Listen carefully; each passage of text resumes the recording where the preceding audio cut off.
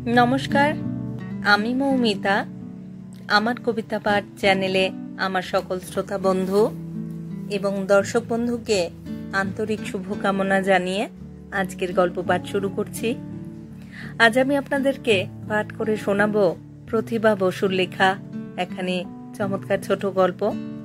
গল্পের নাম অনর্থক। আমার অনুরোধ রইল গল্পটি শোনার জন্য। রোজকারই মতো আমার পুরনো কথাগুলি একবার সংক্ষেপে বলে নিচ্ছি। যদি আমার গল্প পাঠ আপনাদের ভালো লাগে, অনুগ্রহ করে একখানি লাইক করবেন এবং গল্পটিকে আপনাদের প্রিয়জনের সাথে শেয়ার করতে ভুলবেন না।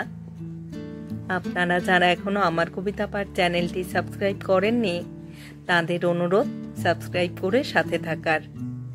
আর আপনারা আপনাদের মূল্যবান মতামত কমেন্ট বক্সে জানিয়ে আমাকে অনুপ্রাণিত এবং সমৃদ্ধ করবেন, এও আমার অনুরোধ। ধন্যবাদ। শুরু করছি আজকের গল্প অনর্থক। আমি এ কথা কখনোই বুঝিনি যে সমীর আমাকে ভালোবাসে। বাপ ওর সাবজজি করে চুল পাকিয়েছেন, এসব বিষয়ে তার সেন দৃষ্টি। মাঝে মাঝে এ বাড়ি আসবার অপরাধে ছেলেকে লাঞ্ছিত করতেন শুনেছি। আমার বাবা মহাদেব, তার মনে দুর্বুদ্ধি নেই। এই কথা তাই মনেও করেননি যে সমীরের সঙ্গে মেশামেশির ফলে কোনো দুর্ঘটনা ঘটতে পারে। চরিত্র খারাপ হবার ভয়ে তিনি আমাকে চেপেও রাখেননি। অতিশয় সহজে মনের আনন্দে আমি স্ত্রী পুরুষের সঙ্গে মেলামেশা করেছি, বন্ধুতা পাতিয়েছি এবং ছেলেবেলা থেকে মেলামেশায় বাধা না পেয়ে স্ত্রী পুরুষ সম্বন্ধে সচেতনও হইনি। সমীরকে ভালো লাগতো, সমীর এলে খুশি হতাম এবং যতক্ষণ সমীর থাকতো সময়টা কাটতো ভালো। ওর বিলেত ফেরত দাদার কাছে ও নানা রকম খেলা শিখেছিল, সেসব খেলা আমাকে শেখাতো। আমি পাড়া থেকে ছেলে মেয়ে সংগ্রহ করে খেলার সঙ্গী করতাম। সবাই বলতো সমীর দেখতে সুন্দর। আমি অবশ্য তা বলতাম না। ও ফর্সা ছিল বটে, কিন্তু পুরুষ মানুষ অত ফর্সা আমি পছন্দ করতাম না। ওর চোখ বড় বড় ছিল, কিন্তু আমি তাতে বুদ্ধির দীপ্তি দেখিনি। ওর হাত ছিল গোল গোল, নরম আর ধপধপে ফর্সা। পুরুষ মানুষের ওই ননির শরীর দেখলেই আমার মোটা বুদ্ধি রাখু গয়লাকে মনে পড়তো। এই কথা বলে আমি সমীরকে ঠাট্টা করতে ছাড়তাম না। সমীর ম্লান মুখে বলতো, আমার কিছুই তো তোমার ভালো লাগে না। আমার রং ফর্সা, তার আমি কি করতে পারি? আমার হাত গোল, তাতেই বা আমার কি হাত আছে? আমার চোখের দৃষ্টিতে বুদ্ধি খেলে না, সেও বিধাতার অভিশাপ। আমি ওর হাতের উপর হাত রেখে বলতাম, রাগ করলে? তক্ষুনি লক্ষ্য করেছি ওর চোখে আলো জ্বলে উঠেছে, হাসিতে ভরে উঠেছে মুখখানা। আমার বয়স যখন 14, তখনই আমার সমীরের সঙ্গে প্রথম দেখা। ও তখন সবে আইয়ে পড়ছে। 14 বছরের মেয়ের মধ্যেই সাধারণত জোয়ার আসে। আমার এসেছিল দেরিতে, অর্থাৎ 16 বছর বয়সে আমি প্রথম মনমনা হতে শিখলাম। ফাল্গুন মাসে আমার জন্ম। আমার জন্মদিন উপলক্ষে সেবার যারা এলো সবাই বলল, আমার আর আগের মতো উত্তাম আনন্দ নেই। ওরা বুঝলো না আমার মনে এখন উত্তাম বসন্ত নেমেছে, আর দেরিতে নেমেছিল বলে তার গভীরতা হয়তো একটু বেশি হয়েছিল।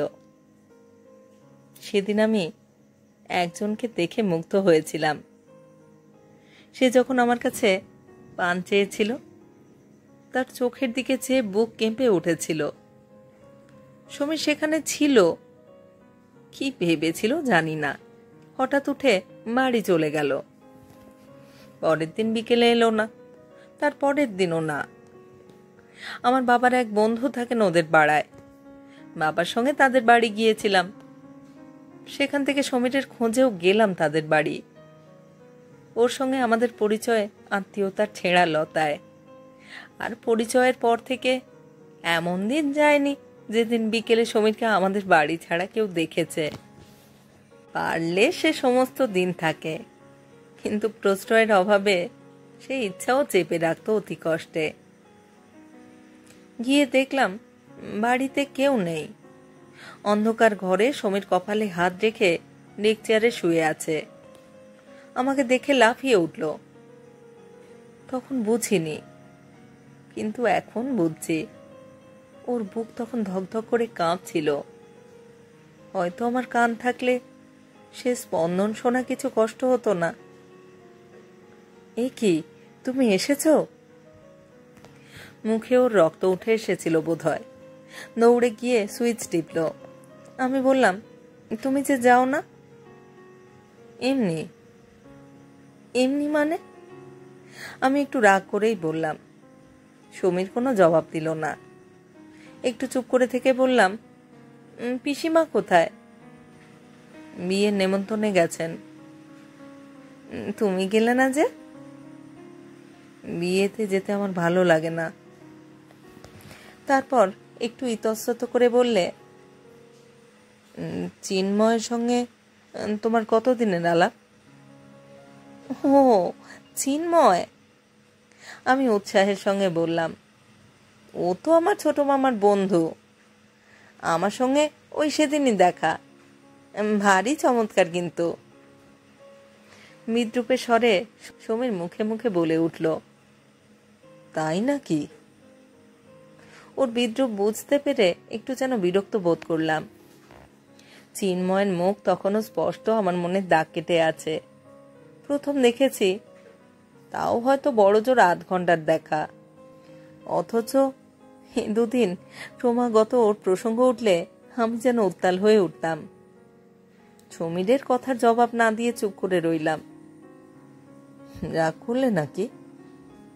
সমীর কোমল গলায় বলল, রাগ করবো কেন? কথা বলছো না যে? এবার যাই আর কি। না না, বসো বসো। তারপর হঠাৎ একান্ত কাছে এসে বসলো। বলল, মনি, আমি বিয়ে পাশ করে কলকাতা চলে যাব। বেশ তো, বেরিয়ে আসবে। না, বেড়াতে না, পড়তে। কেন? ভালো লাগছে না এখানে। পরীক্ষার আমার দেরি নেই বেশি, অথচ একটুও পড়ায় মন দিতে পারছি না। ঠাট্টা করে বললাম, প্রেমে পড়েছ নাকি? হ্যাঁ। সমীর যে হ্যাঁ কথাটা উচ্চারণ করলো, তার মধ্যে এতটুকু হালকা সুর ছিল না। কথাটা যেন সত্যি করেই বলল। আমি জানতাম সমীরের বাবা যখন খুলনা ছিলেন, তখন ছোট্ট একটি মেয়েকে তারা বউ করবেন এরকম জল্পনা কল্পনা করতেন। সেখানকারই এক মুন্সেফের মেয়ে। হঠাৎ 5 বছর পরে সেই মুন্সেফ যখন পেনশন নিয়ে ঢাকায় বাড়ি করে বসলেন, তখন সমীরের মা কথাটা প্রায় পাকা করে ফেলবার চেষ্টা করলেন। মেয়েটি 13 বছরের। সমীরের মা বলেছিলেন, কথা এখন ঠিক করে রাখবো, তারপর ছেলে MA পাশ করলে বিয়ে দিয়ে বিলেত পাঠাবো। বিলেতের খরচটা অবশ্যই মুন্সেফবাবুই দেবেন। সমীর একটু পরে আবার বলল, আচ্ছা মনি, চিন্ময়কে তোমার কেমন লাগলো? ব্রিলিয়ান্ট ছেলে শুনেছি, কিন্তু দুর্নাম অনেক। ঠোঁট উল্টিয়ে বললাম, ভারী দুর্নাম। কেউ একটু মাথা তুললেই লোকেরা অমন বলতে থাকে। আমি ওসব মানি না। সমী সে কথার জবাব দিল না। একটু চুপ করে থেকে বলল, আমি কলকাতা যাবার আগে তোমাদের বাড়ি আর যাব না ভেবেছি। ভালোই তো ভেবেছ। আমি রাগ করে মুখ ঘোরালাম। সমীর মৃদুস্বরে বলল, তুমি তো তাহলে খুশি হও? তুমি তো দেখছি অন্তর্যামী। আর কারো না হয়, তোমার অন্তর্যামী অন্তত। তবে যেও না। আমি রাগ করে উঠে দাঁড়ালাম। পাগল নাকি? সমীর আমার হাত টেনে বসালো। শুনতে পেলাম বাবার পায়ের শব্দ। দ্রুত শব্দ করতে করতে উনি এসে বললেন, মনি, যাবি না? সমীরকে জিজ্ঞেস করলেন, তোমার মা কোথায় সমীর? বিয়ে বাড়ি গেছেন, বসুন না একটু। সমীর কাকুতি করতে লাগলো আর একটু বসবার জন্যে, কিন্তু বাবা আর বসলেন না। চলে এলাম। তারপরে ওর সঙ্গে আমার 1 মাস মাত্র আর ভালো করে দেখাশোনা হয়েছিল। সত্যি সত্যি ও বিয়ে পরীক্ষা হবার পর কলকাতায় চলে এলো পড়তে। আমার ভারী কষ্ট হয়েছিল ও চলে আসবার দিন।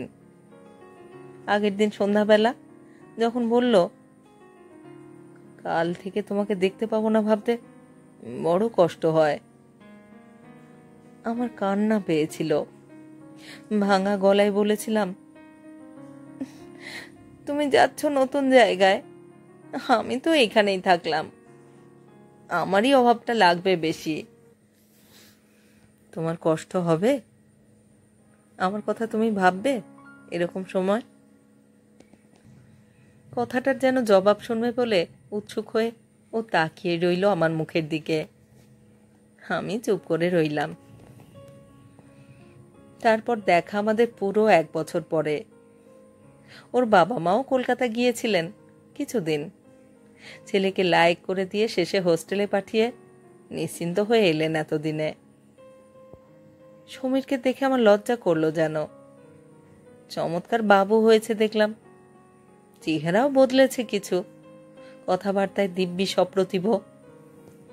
আমাকে চুপ করে থাকতে দেখে বলল, মা, এতদিন পরে এলাম, প্রণাম করলে না? ইস ইস কি, আমি তো তোমার বড়। বলেই আমার কাপড়ের আঁচল টেনে বসিয়ে দিল। বললাম, কেমন আছো? দেখছই তো, তুমি কেমন আছো? ভালোই। আমার চিঠির জবাব দাও নিজে। কি আর জবাব দেব? তা দেবে কেন? আমাকে মনেই তো থাকতো বাড়ি। চিঠিটাই নাকি মনে রাখার নিদর্শন। নিশ্চয়ই, তবে এবার থেকে দেব। তারপর এই কথা সে কথার পরে হঠাৎ বলল, তোমার চিন্ময় রায়ের খবর কি? বললাম, আমি কি জানি? সত্যিই আমি জানতাম না। সেই যে একদিন এসেছিল, তারপর বড়জোর আর 2 দিনে এসেছিল কিনা সন্দেহ। এসে টিপ্পনি কেটে বলল, তোমার বন্ধুর খবর তুমি রাখো না, ভারী আশ্চর্য তো। টিপ্পনিটুকু আমার কোথায় যেন বাজলো। বললাম, বন্ধু হলে খুশি হতাম, কিন্তু বন্ধু না হয়েও এ কথা সবাই জানে যে চিন্ময় রায় এবার এমএতে ফার্স্ট হয়েছে। সমীর গম্ভীর হয়ে রইল। গ্রীষ্মের 2.5 মাস ছুটির মধ্যে 1.5 মাসই প্রায় কলকাতায় কাবার করে এসেছিল। দিন 20 থেকে আবার চলে গেল। প্রথম প্রথম গিয়ে আমাকে চিঠি লিখত, কিন্তু ওর মাথায় কি যেন এক চিন্ময়ের চিন্তা ঢুকেছিল। সব চিঠিতেই একটা রূঢ় মন্তব্য না করে পারত না। ফলে আমি জবাব দিতাম না। কাজে কাজে সম্পর্কটা শিথিল হয়ে এলো। তাছাড়া একবার লিখল, মনসেপের মেয়েটিকে বিয়ে করবার জন্য পিড়াপিড়ি করায় মার সঙ্গেও ঝগড়া করেছে। আমি অবাক হলাম, কিন্তু সত্যি সত্যি তারপরে যে ও এলো, সে একেবারে এমএ পরীক্ষা শেষ করে। বলল বিলেত যাচ্ছে 1 মাসের মধ্যে। যাবার দিন আমাকে একটা ফাউন্টেন পেন উপহার দিয়ে বলেছিল, চিঠি লিখো।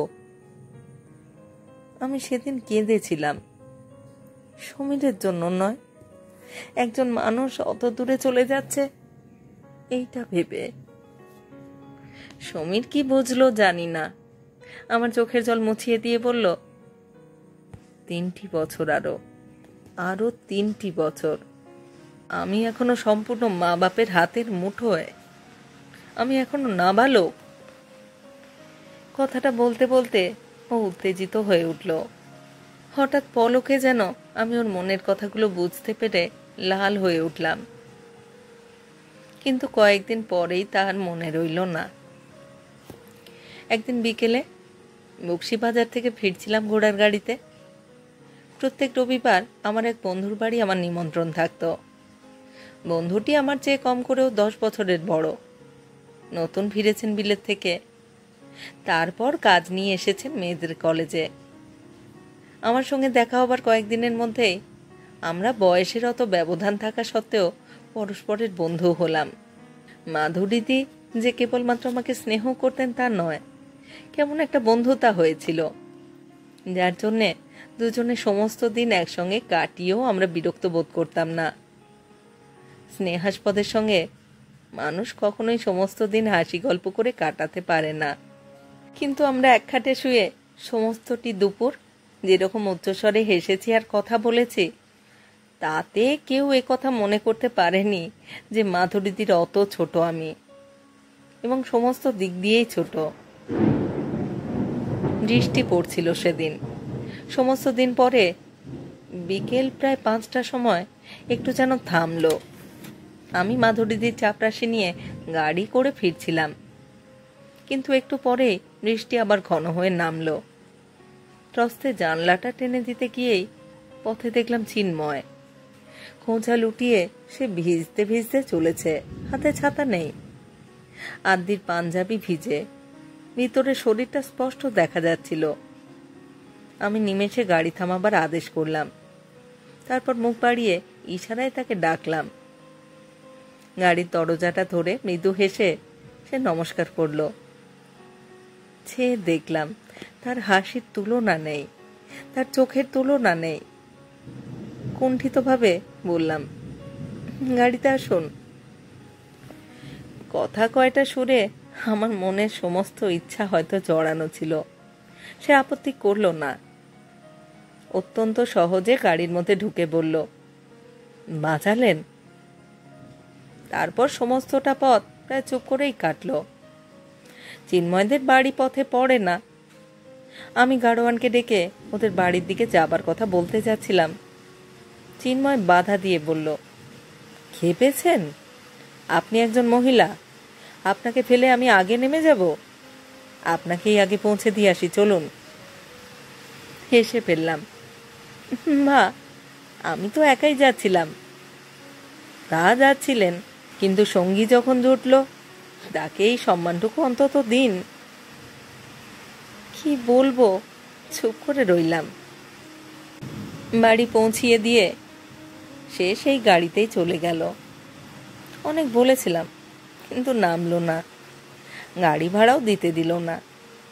পরের দিন বিকেলের ডাকে ধন্যবাদ বহন করে শুধু এইটুকু এক লাইন চিঠি এলো।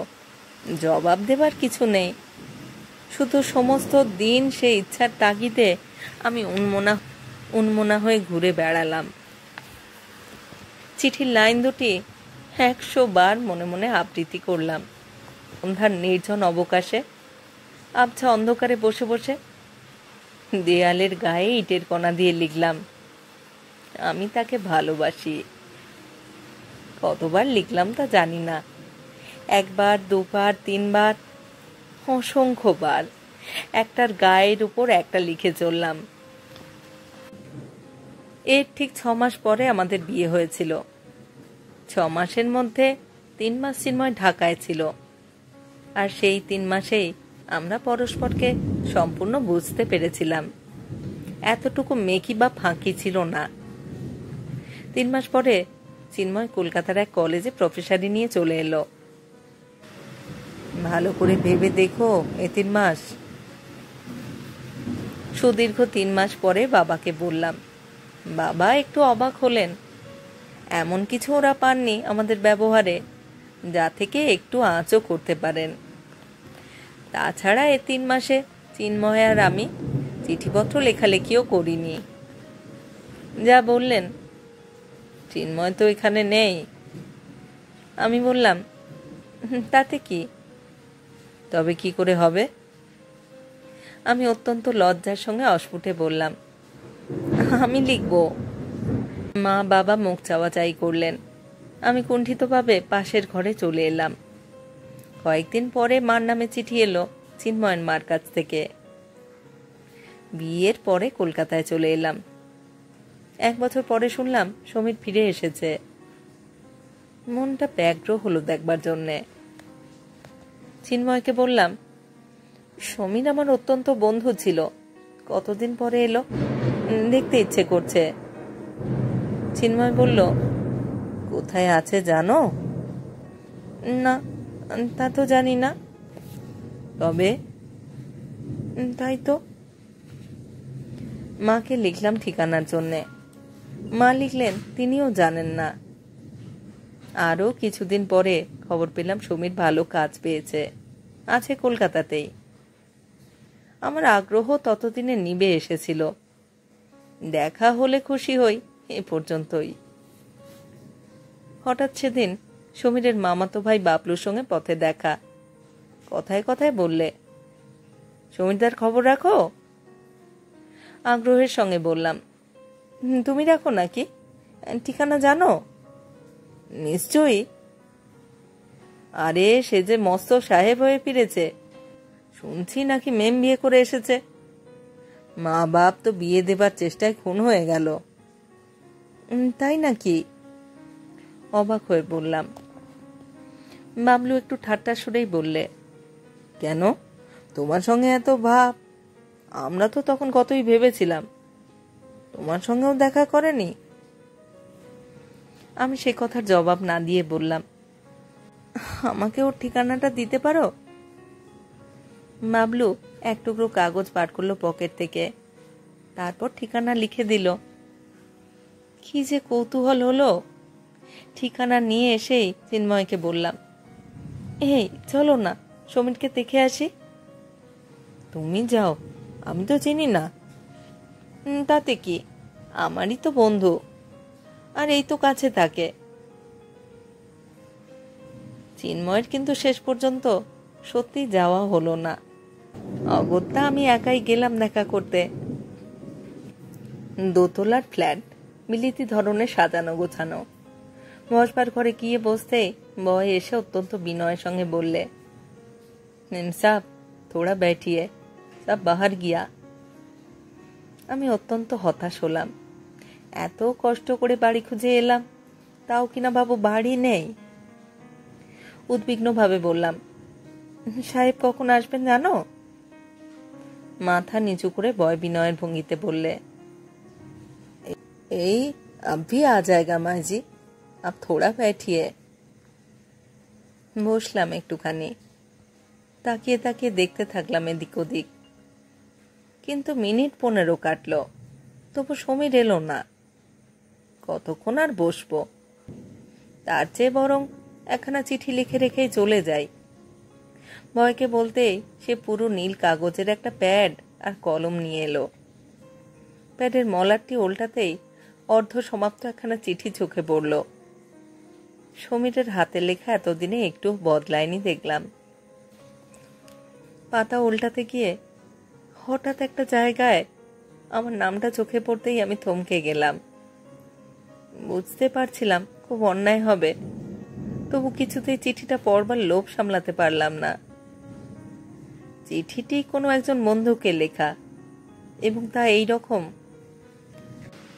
তুমি আমায় জিজ্ঞেস করছো এখনো কেন আমি বিয়ে করতে চাই না? মা বাবা কষ্ট পাচ্ছেন, সেই কথার উল্লেখ করতেও বলোনি। মা বাবার মনের কথা জানি নে, আমি নিজে যে বিয়ে না করে কষ্টে নেই এই কথা তুমি বিশ্বাস করো? তাছাড়া বিয়ে যদি করতেই হয়, তবে আমার মতে মা বাবাকে সুখী করবার চাইতে নিজের সুখের কথাটাই বেশি ভাবা দরকার। কিন্তু আসলে সুখী হবার যোগ্যতাই বোধহয় আমার নেই। নয়তো অকারণে এমন একটা অনর্থ ঘটবে কেন? এখন অবশ্য খুব স্পষ্টই বুঝতে পারছি যে আমি আগাগোড়াই মনিকে ভুল বুঝেছিলাম, কিন্তু তখন মনে হয়েছিল। যাকে, সেই কথা বলে আর কি হবে? তবু এইটুকু বাঁচবা যে মনি বরাবর আমাকে ভুল বুঝেছিল, নয়তো লজ্জায় আমাকে মরে যেতে হতো। তুমি বলবে এসব কথা দুঃখ বিলাস মাত্র, যথেষ্ট সময় কাটলে এ দাগের উপর পলিমাটি পড়বে। সেই কথাও সত্য, তবে যতদিনে সেই সুদিন আসবে ততদিনে এই পর্যন্ত লিখে চিঠিটা শেষ হয়ে গিয়েছে। চিঠিটা পড়বার পরে আমি একটু বসে রইলাম চুপ করে। তারপর মলাট উল্টিয়ে প্যাডটি বয়ের হাতে ফিরিয়ে দিয়ে আস্তে আস্তে নেমে এলাম সিঁড়িতে। ঠিক শেষ সিঁড়িটির মুখেই সমীরের সঙ্গে দেখা হয়ে গেল, একেবারে মুখোমুখি। আরে মণি, মণি যে, এসো এসো। বিস্ময়ে আনন্দে সমীর থমকে দাঁড়ালো। অনেকক্ষণ বসেছিলাম, এবার আমাকে যেতেই হবে। খেপেছ নাকি? একটু বসবে চলো। 2 সিঁড়ি লাফিয়ে উঠে ও আমাকে ডাকতে লাগলো। আমি তবু নেমে এলাম নিচে। সত্যি সমীর, এবার আমার না গেলেই নয়। সমীর আস্তে আস্তে নেমে এলো কাছে, আর আমি একটু ফিরে দাঁড়ালাম, চকিতে তাকালাম ওর মুখের দিকে। সমীর সঙ্গে সঙ্গে এলো একটুখানি, তারপর দাঁড়িয়ে রইল স্থির হয়ে। মনটা বড়ই খারাপ লাগছিল, কিন্তু আমি কি করতে পারি?